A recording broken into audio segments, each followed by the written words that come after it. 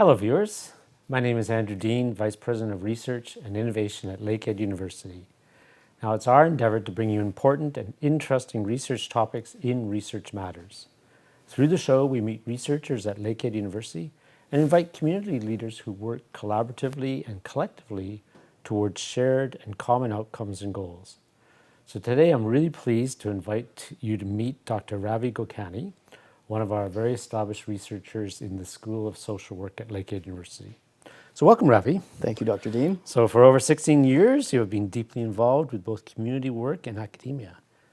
I understand your primary focus of research is the intersection of religion and social work, social welfare, and social policy.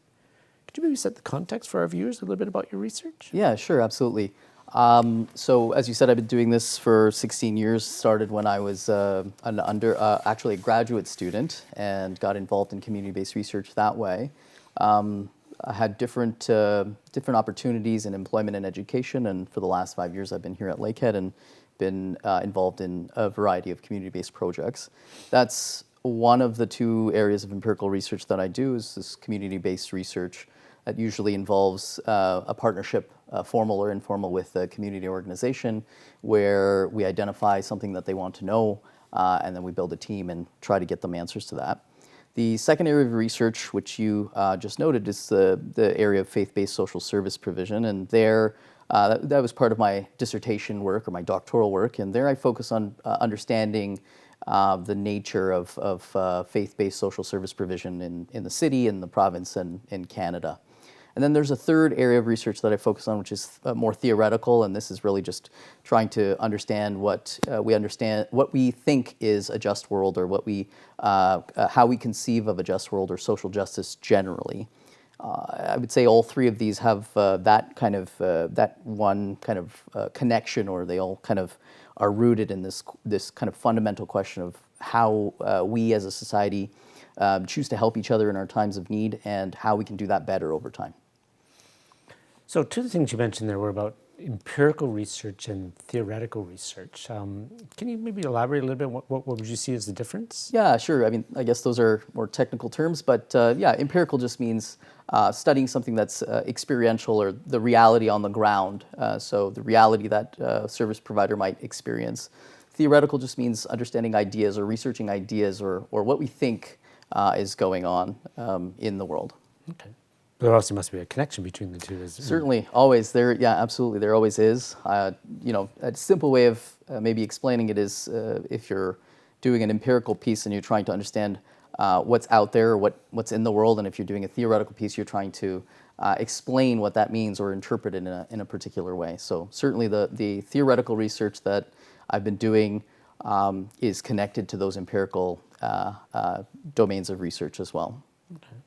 So maybe theoretical might almost be a little bit about like having a hypothesis, or taking some of that from your empirical work, and the empirical might be more verifying it in some sense? That's definitely a natural science approach to theory. Yeah, absolutely. Our disciplines are rearing their ugly heads, but I think in my area of work, it's more understanding what people have said and written, usually political philosophers, but there are other areas involved here too, neuroscience, for example, economics, about what it means to live in the world with other people, and how we can create just outcomes in social service provision. That's the area that I focus on more, but there are a host of other ideas that you can focus on. Another idea is, what does the justice look like within the discipline of social work, or within the helping professions generally, because there's a power relationship often between the service provider and the person receiving the service. You touched upon faith-based delivery services. Can you talk about that, and also maybe some of your other research projects you're currently working on? Yeah, absolutely. So in terms of the faith-based social service provision, I'm currently working on a project that is funded by the Social Sciences and Humanities Research Council. They have that Insight Development Grant Program, so I was fortunate enough to receive that grant, and the purpose of that project is to explore the way that faith within organizations that provide social services that are rooted in faith, how faith kind of intersects with the secular ethos within which they practice. So there is a series of questions that we're exploring, and we're trying to do that research as much as possible across Canada. So I just, this past summer, I was in the province of Quebec and doing some field work there, and there's plans to go out into Western Canada. Right now we're working on a survey, so we'll see what that yields. In terms of the community-based research project, more recently the one that I just completed was in partnership with the District of Thunder Bay Social Services Administration Board. And they were interested in understanding something that they had observed in their 2016 and 2018 PIT counts, which was that a high proportion of the individuals they surveyed had reported being from outside of the city or even outside of the province. So there was a relationship that we developed with the purpose of understanding why this was the case. We applied to, again, another Social Sciences and Humanities Research Council grant, this time the Partnership Engage grant. Fortunate enough to get the grant, and we did the work, and there was a launch at Lakehead University in November to launch the report, which we had published and is available to the public. I know when that was released, or the research was being disseminated, there was actually a lot of real interest in that, because it's one of the things that really impacts the city, and people see homeless people or people without homes, and I think people were trying to understand what that was saying. Yeah, it's definitely a topic or an issue that's at the top of everybody's mind today, and so there was quite a response to that study, and we're hoping that report is a contribution in helping our overall understanding about homelessness in the city and in the province in general. And it must also really have some kind of impact, or also kind of perhaps a deeper understanding of what kind of services needed to be provided. Absolutely, yeah. I think that's part of that was part of the reason why we took on the study, was to try to determine with an evidence base in a kind of systematic fashion what the explanation is about migration and homelessness, and how to use that knowledge to make any sort of modifications to services that we might need to make. Of course, that's not my side; that's the community organization side. But that's the overall intent. Yeah. Can you tell us a little bit about some of your partners, students, collaborators that are involved in your research? We always like to know how that works out. Absolutely, as well. Yeah. I mean, there could be another dozen or 24 people up here. This kind of stuff doesn't really happen alone. So I've been very fortunate to have great partners. I just mentioned one, which is the DSAB, and there are a number of people there that I've worked with. When I first arrived here in 2018, I had the privilege of working with the late Angie Lynch from Kinawea Legal Clinic. She kind of introduced me to the city, as it were.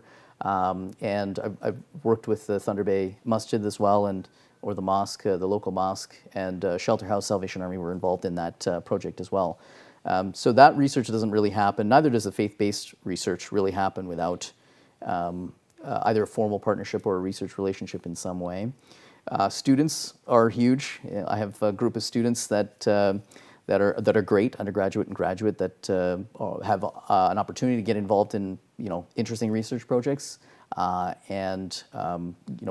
The homelessness project that we worked on, there was a student there, Elise Agner, who was highlighted in the Chronicle for her contribution to that. So she had a really interesting opportunity to do on the ground research for a community-based project. And then, of course, there's your office that's been instrumental in helping, whether it comes to grant writing or any of that kind of stuff, relationship building, and all of the colleagues around us that help in one way or another. And then academics that I worked with. So on this project that I'm talking about with the DSAB, I worked with Dr. Travis Hay, Dr. Rebecca Schiff, and Dr. Vijay Mago as well. Excellent. Okay. So Ravi and viewers, we're going to take a short break and we'll be right back. I know I personally want to learn a lot more about the faith-based social service delivery, requiring more of our research partnerships as we move forward. Great. Okay.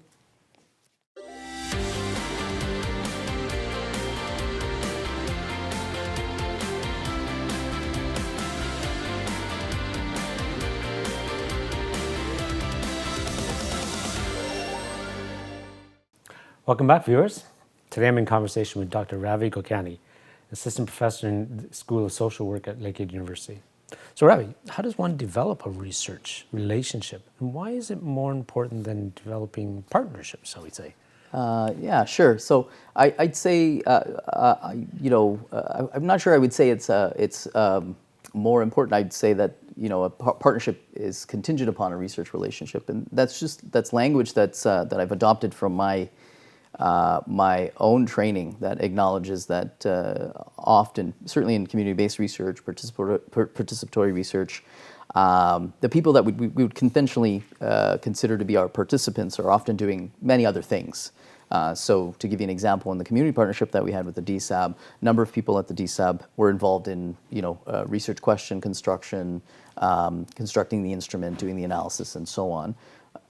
And that would be considered a version of a research relationship that's far more extensive than the conventional image of a researcher coming in and administering a survey and then the participant filling that out. So even my faith-based, the research I do with faith-based organizations often is more than just them serving as a source of data. They often will help recruit or provide advice on how to ask certain questions and so on. We hear this a lot with community-based research or working with communities on research projects.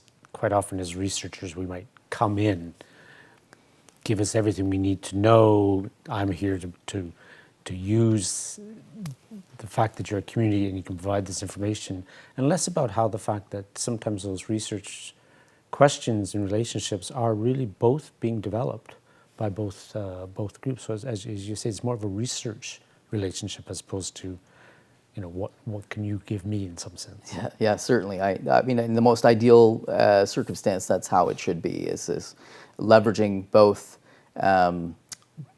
the expertise and the knowledge of the community partner as well as the researchers or the academics involved. So we heard a lot in the first segment about some of your research and very much with agencies in Thunder Bay and the district, but are things research matters? Can you why do you think your research matters? Well, let me comment on maybe community-based research more broadly. I'd say there's lots written about why community-based research matters.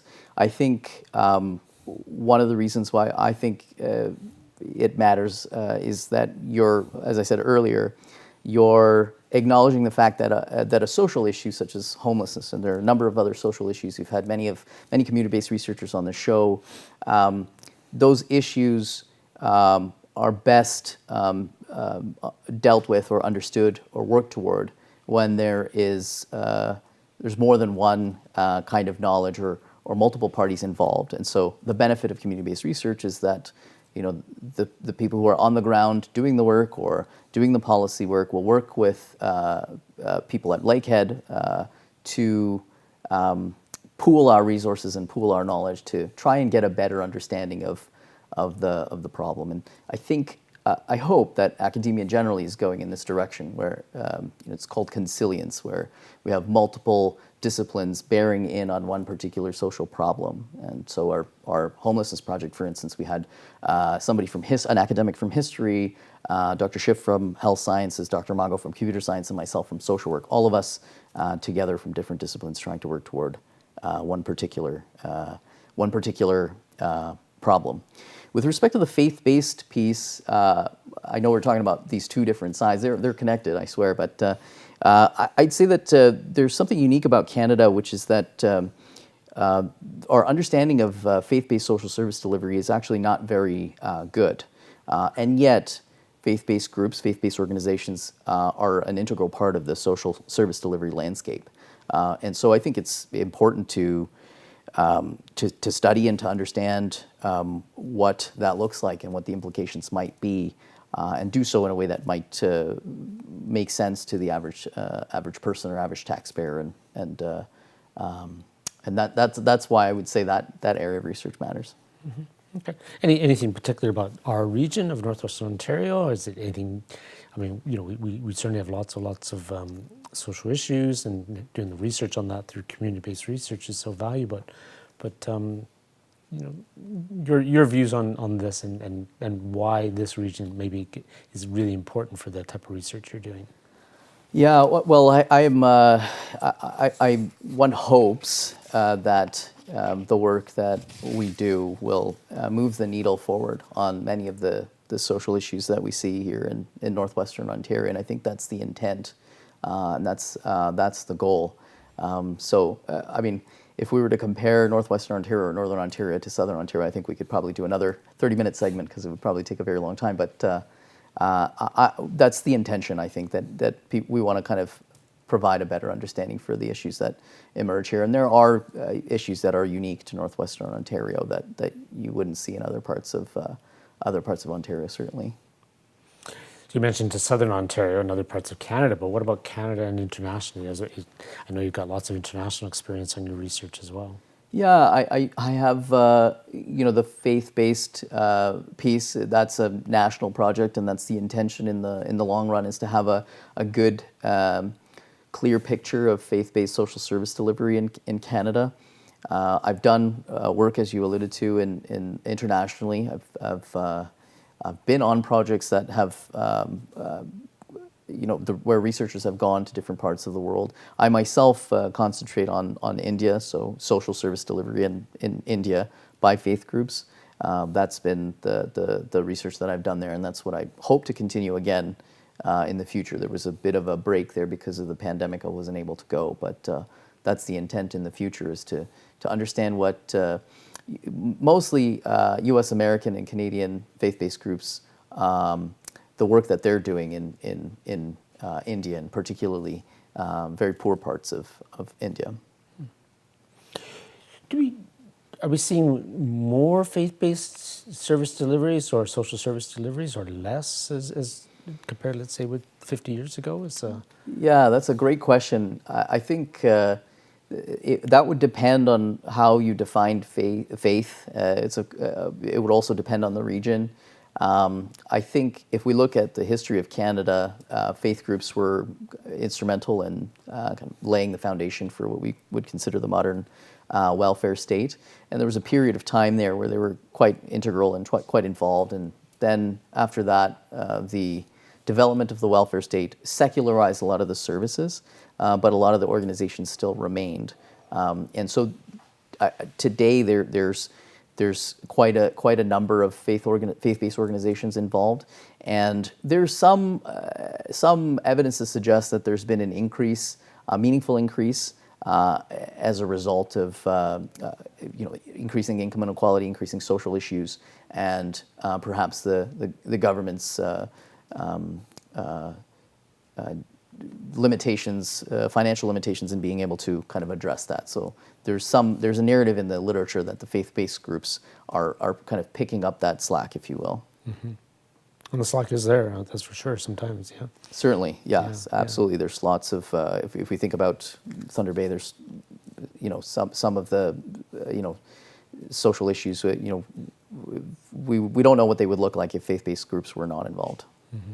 And I expect a fair number of people may not even know that certain agencies that might be delivering services are faith-based. That's right. Yeah, that's right. There's a spectrum in the literature that kind of explains the differences. Absolutely, but they vary quite a bit. It's a very diverse field within that particular narrow range of social service organizations. Excellent. So it's always have great things in context, and we're really learning an awful lot from these 2 episodes. So we're going to take a short break, and we'll be right back.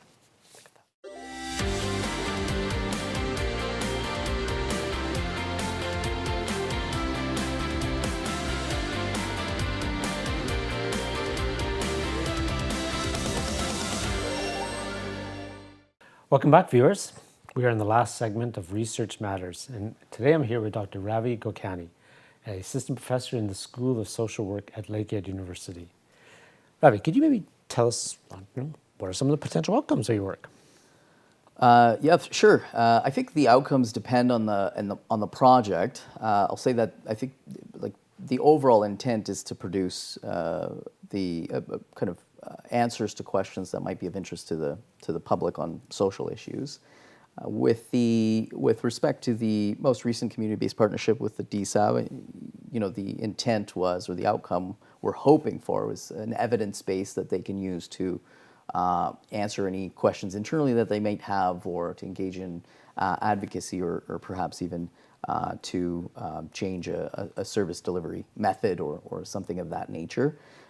With respect to the outcomes of the faith-based project, it's a bit soon to say, but again, what I'm hoping to do is to provide a kind of clear answer to the question of faith-based social service delivery to the broader public, as it were, so that they can understand what that looks like in Canada.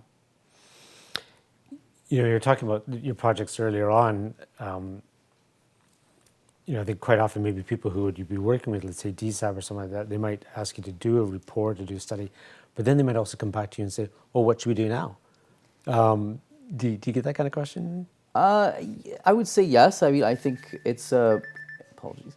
I think it's a collaborative relationship which results in us going back and forth. So yes, they may approach me and ask me a question, but I do the same thing to them. I'll send them an email and ask them a question. That happens quite a bit. The report piece, certainly that's there. We have a report for the project that we developed that's available online and available to the public, as well as a series of infographics. And again, the intent of that is to provide them with a written record, but also to make it accessible to the general public. Okay, so you kind of talked a little bit about that, but as researchers, we're often saying, well, how do people find out about what are some of the tangible outcomes of your work? What are the forms of that happening? Yeah, I'm kind of again, there's that report that we produce, but I'm kind of at that stage where I've realized that those kinds of reports work better than our kind of conventional publishing outlets. As academics, we are incentivized to generate articles for peer-reviewed journal. The unfortunate reality of that is that a lot of that is not accessible to the general public, and it's often written in a language that requires some technical expertise or knowledge. And so that's the direction that I'm hoping to go in moving forward. The report that we published with the DSAB would be the first example of that. In other words, to produce a report that, without any sort of technical training, you could pick up and read and understand. This is what these researchers and this organization did. This is why they did it, and this is what they found.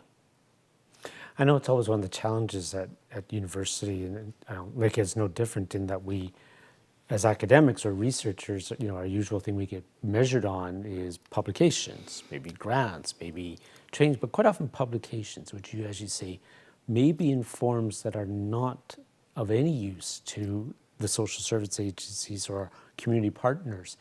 So I'm really pleased to hear that you're willing to say what the outcomes of my research are going to be in these forms, but it must be a bit of a struggle sometimes. Yeah, thanks for that question. I appreciate it. It is a bit of a struggle because you're writing for two totally different audiences in two totally different ways, I'll give you a concrete example.